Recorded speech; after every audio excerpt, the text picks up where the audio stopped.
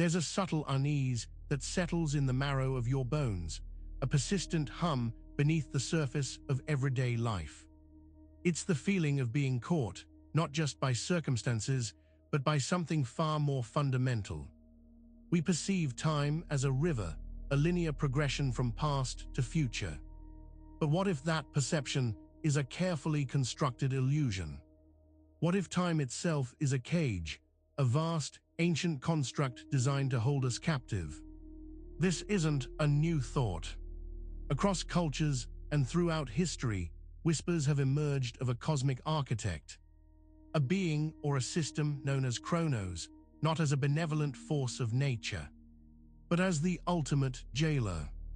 This deep-seated dread, this primal fear of being trapped, it resonates with the very fabric of our reality, suggesting that our existence is bound by invisible chains. And real quick, make sure to subscribe and hit the notification bell for more videos. Now let's keep going. But how can time, something so seemingly intangible, be a prison?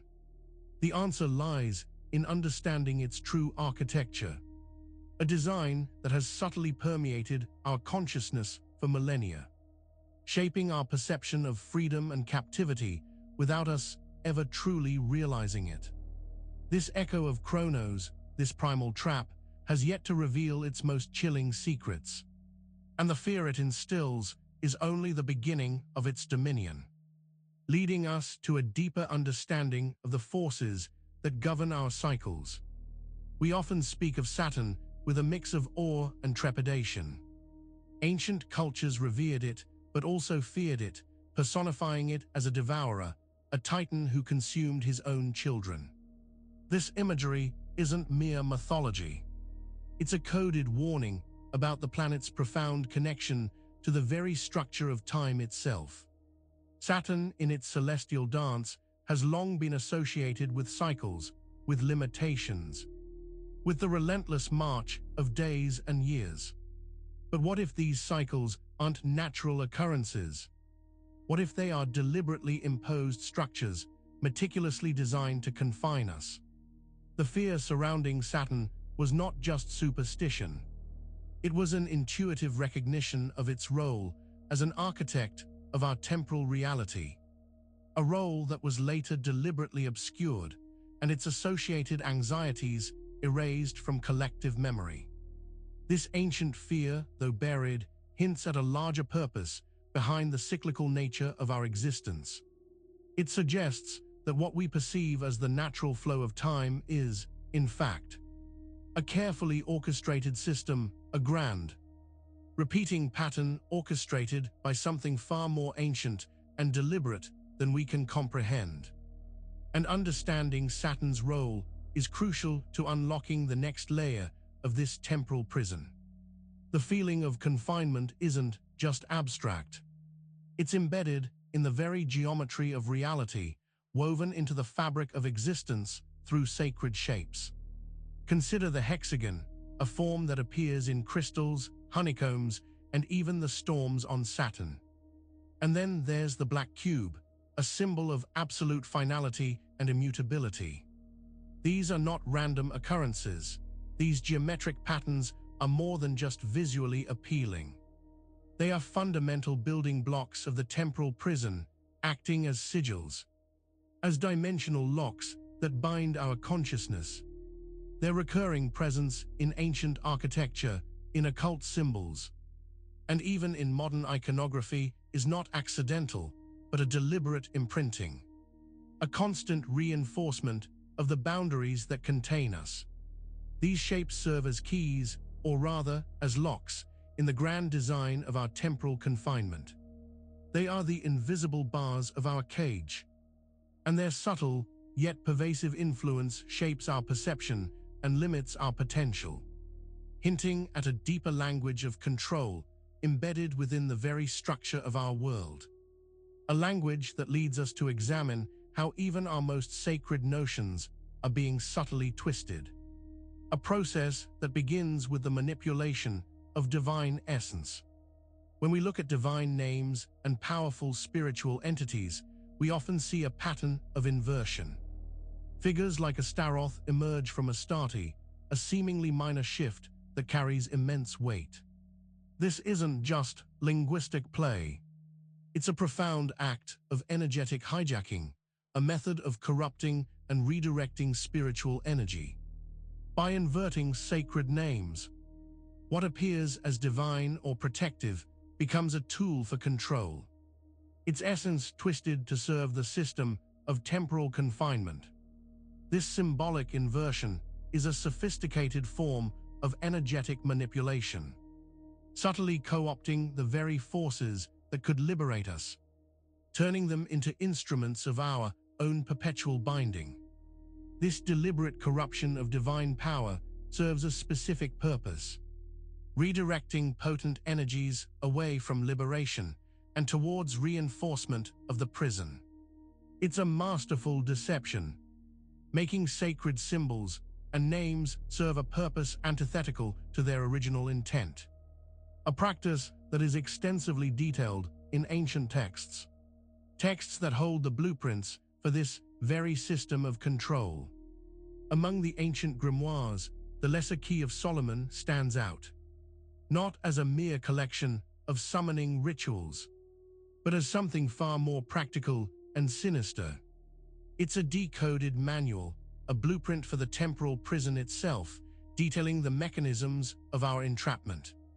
Its intricate hierarchies and seemingly arcane rituals are not about conjuring spirits, but about managing and harvesting souls ensnared within time's cycles. This text reveals a system of control, a meticulously crafted framework for maintaining the temporal prison. The entities described within are not necessarily malevolent beings in the traditional sense, but rather functionaries, administrators of this vast, time-bound harvesting operation. The book itself acts as a guide for those who built and maintain our cage. The secrets held within its pages are not for summoning power, but for understanding the machinery of our imprisonment. It offers insight into how the system operates, how souls are managed, and how their energy is extracted, revealing that the true purpose of this ancient text is to perpetuate our confinement, and the ultimate administrators of this system are far more organized than we might imagine. The hierarchical structures described in ancient texts, the princes and dukes of infernal realms, are not to be understood as purely spiritual adversaries, but as administrators, as functionaries within the grand temporal harvesting system.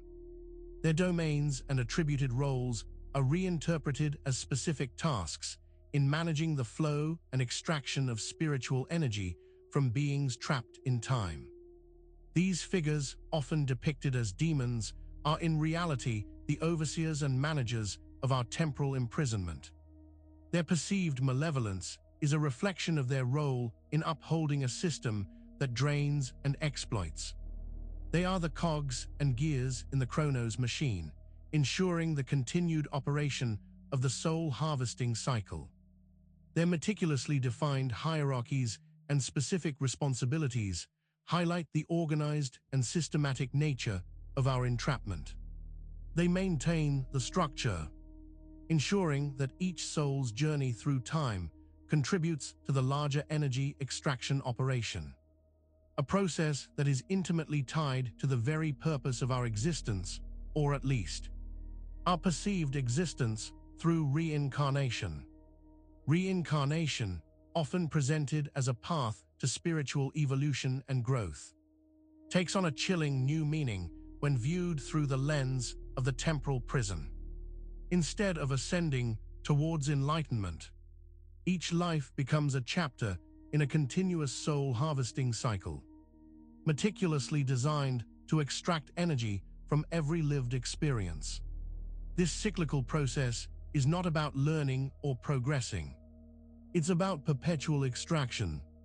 The warnings from ancient Gnostic traditions about a demiurge, a flawed creator who traps souls in a material world, find a profound and terrifying relevance here.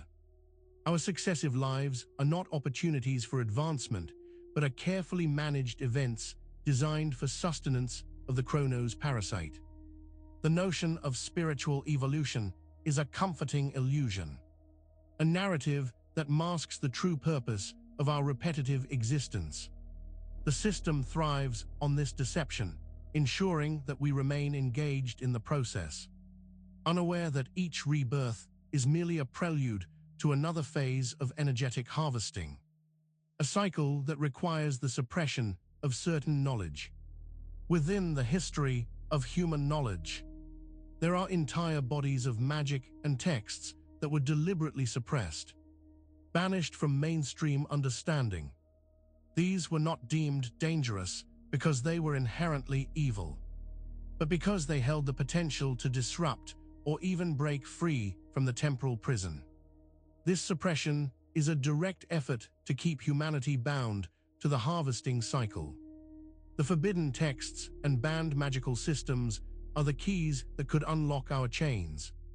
Their knowledge offered pathways to understanding the true nature of time and consciousness, pathways that threatened the very foundation of the Chronos system. By hiding this information, the architects of our confinement ensured our continued ignorance and compliance. What was deemed heretical or occult was often simply knowledge that offered an escape route. The deliberate erasure of these practices and texts is a testament to their power. They represent a direct threat to the perpetuation of the temporal prison and the continuous harvesting of soul energy. And understanding what was hidden reveals the true nature of our confinement. A confinement symbolized most starkly by a specific geometric form. The black cube, more than just a shape, is a potent symbol of stagnation and control. It represents a consciousness trapped within a predetermined, unyielding structure, a stark visualization of imprisonment. Its repeated appearance in modern contexts, from corporate logos to architectural designs, acts as a recurring signal, an active reinforcement of the binding energy that keeps us confined. This cube is a seal on awareness, a constant reminder of the boundaries that define our perceived reality. It embodies the idea that our existence is contained, restricted, and ultimately controlled by an inflexible system. Its ubiquity is a subtle yet powerful message, a subconscious imprint that perpetuates the feeling of being limited, of being unable to transcend the imposed structure. The black cube is not merely an aesthetic choice, it's an energetic anchor solidifying the walls of our temporal cage. Its presence is a deliberate communication, a visual mantra meant to keep our consciousness locked in place, preventing any true expansion or escape from the cycles it represents. And this confinement is further perpetuated by the illusion of forward movement. Our perception of progress, of societal evolution and linear advancement is perhaps the most pervasive illusion of all. The true pattern underlying human history is not one of continuous growth, but a series of carefully orchestrated cycles. These cycles are designed to create the feeling of progression, giving us a sense of movement and purpose, while ensuring the continuous harvesting of soul energy remains the primary objective. What appears as innovation and advancement is often merely rotation within the confines of the prison. We celebrate new technologies and changing social norms, completely unaware that these shifts are merely cosmetic, designed to keep us occupied and engaged within the established system. The illusion of progress is the glue that holds the temporal cage together. This perception of linear forward motion is crucial for the system's survival. It prevents us from questioning the fundamental nature of our reality or seeking genuine escape.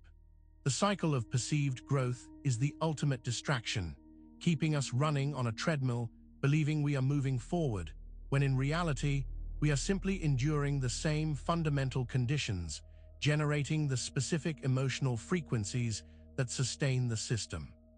Within the temporal construct, certain emotional frequencies are not only tolerated, but deliberately amplified. Fear, anxiety, anger, and despair are not accidental byproducts of existence. They are the most potent forms of spiritual energy, vital for the sustenance of the Chronos parasite. These dark emotions are cultivated, not just allowed to exist, but actively encouraged. The system thrives on our distress. The constant barrage of negative news, the societal pressures, the inherent uncertainties of life. All these contribute to an emotional landscape optimized for energy extraction. These amplified frequencies resonate within the temporal prison, creating a feedback loop that fuels the harvesting operation. A cycle that can only be broken through specific protocols. These ancient protocols, often misinterpreted as rituals for battling unseen demons, are in fact methods for severing the soul's intricate ties to the temporal prison. They are attempts to break free from the cycles of harvesting and reclaim spiritual autonomy from the Chronos parasite. The intention behind these rites is liberation, not subjugation. What was once feared and misunderstood as demon fighting is actually a sophisticated form of energetic exorcism. These practices aim to cut the cords that bind us, to release the soul from the grip of the harvesting cycle. They represent a deep ancestral knowledge of how to disrupt the system and reclaim sovereignty over our own spiritual essence. A knowledge that is often distorted by the very powers that seek to control us. Many figures we now label as demons were once revered pagan deities, powerful entities from pre-Christian traditions. Their demonization was a deliberate act to discredit their ancient power and to absorb their essence into the controlled temporal narrative, effectively stealing their energy and redirecting it. The old gods were twisted into instruments of fear and control. By reinterpreting these benevolent or neutral figures as malevolent forces, the architects of the Chronos system stripped away their power and repurposed their symbolism. This act of spiritual theft ensured that humanity's connection to its ancient, powerful sources of energy was severed, and their essence was rechanneled into reinforcing the prison. A prison made all the more secure by the veil of forgetfulness. The veil of forgetfulness is perhaps the most critical component of the temporal prison. It's the amnesia that prevents souls from remembering past lives, the true nature of their existence, and the cosmic architecture that imprisons them. This crucial element ensures that souls can be repeatedly bound and harvested without resistance, as each new life begins with a clean slate, devoid of any memory of past entrapments. This enforced ignorance is the lock that keeps the prison door shut. Without the memory of who we truly are, or the knowledge of the system that binds us, we are easily managed. We enter each life predisposed to accept the reality presented to us, unaware that this reality is a carefully constructed illusion designed for our exploitation. Memory is the key, and its absence is the door to perpetual confinement. A confinement that is now reinforced in new and evolving ways. Modern occult groups and contemporary cults are not rogue elements. They are sophisticated manifestations of the temporal control system. Organizations like the Illuminati or groups like Scientology, alongside less prominent cults, represent advanced methods for managing and harvesting spiritual energy in the modern era. They are perpetuating the ancient Chronos parasite's agenda in new guises. These groups, often cloaked in promises of enlightenment or special knowledge, are in reality highly effective mechanisms for siphoning spiritual energy and maintaining adherence to the temporal harvesting cycle.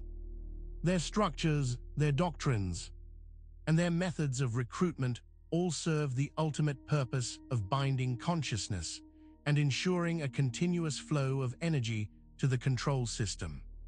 The methods evolve, but the ancient goal remains the same, and the ultimate signal for escape lies in recognizing this truth. The awakening signal is not a celestial event or an external intervention. It is the profound realization that we are trapped within the temporal prison. Recognizing the Chronos parasite and its intricate mechanisms is the critical first step towards breaking free from the cycles of harvesting and reclaiming one's true, timeless essence. It is the awareness itself that serves as the ultimate signal, the spark that ignites the possibility of escape from the endless loop. Make sure to subscribe for more videos and hit that notification bell so you never miss a new video. We'll see you in the next one.